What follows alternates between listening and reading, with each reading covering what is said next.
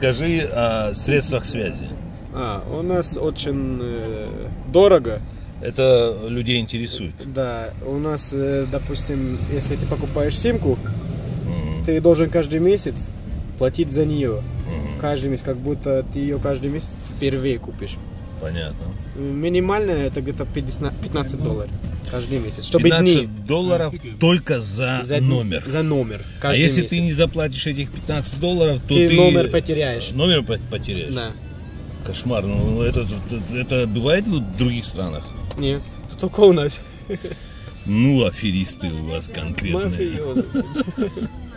Хорошо, За интернет я плачу каждый месяц за 10 гигабайтов, это $35. 15 плюс 35 уже получается $50. И на звонки, просто я немного звоню. А почему немного? $10, потому что я все по WhatsApp, как и все тут.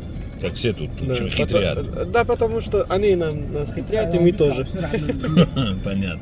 Но все-таки $10 у тебя уходит примерно в месяц на звонки дядям, тетям, друзьям, тех, у которых нет WhatsApp. И так далее, у которых нет WhatsApp. Понятно. Хорошо. А в России?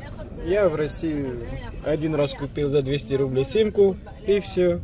Там сколько? Бесплатный, ну этот, безлимитный интернет был за 400 рублей в месяц. И все. И звонки там, ну. И быстрый интернет в России. И быстрый, конечно, не то, что здесь. А что у тебя там за симка была такая? У меня была Теле2, у меня такая история была, что где-то 3 года я деньги туда не вложил. Какая-то странная история, по-моему, из области фантастики. Вообще, и все хотели купить мою симку, потому что она там без денег сработала.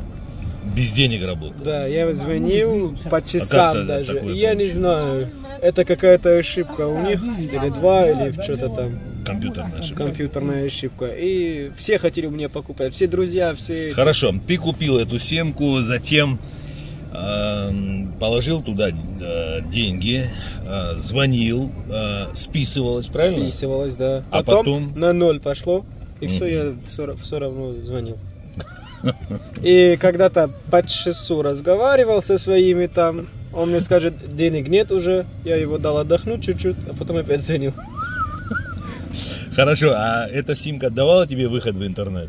Нет, в интернет только не было, а только были звонки. Да. И смс-ки тоже не были. То есть только звонки были как будто бесплатные.